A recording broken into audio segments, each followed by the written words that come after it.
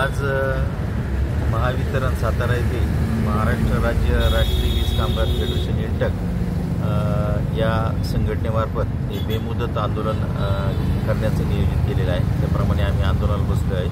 आंदोलनाचा उद्देश असा की अधीक्षक अभियंता सातारा यांनी काही प्रशासकीय विनंती बदल्याबाबत जे संघटनेने पत्र दिले त्यानुसार त्यावर कारवाई न करता त्या आजपर्यंत काही कारवाई न केल्यामुळे नोटीस दिली होती दिनांक 30/6/2025 रोजी, परंतु त्यावर काही कारवाई न झाल्याने आज आम्ही आंदोलन करतो आहे। प्रत्यक्षात मागण्या अशा आहेत की विनंती बदल्या आहेत त्या अद्याप केल्या नाही, काही बदल्या मॉडिफिकेशन करायच्या आहेत त्या करण्यासाठी सुद्धा प्रशासनाला काही अडचण येऊ देणार नाही अशा पद्धतीने आम्ही सुद्धा काही पर्याय सुचवले आहेत। तर त्या पर्यायाचा स्वीकार करून त्यांनी बदल्या करणं गरजेचं होतं, परंतु अद्याप त्यांनी चर्चेला सुद्धा बोलवलं नाही आणि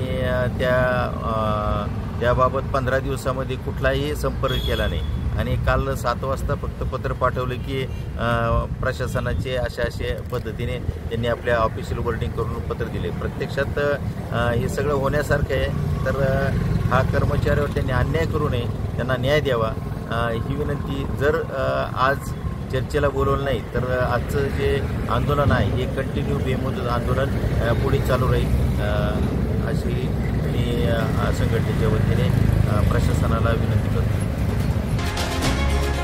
KMS न्यूज, स्पंदन मरांचे, नाते आपुलकीचे।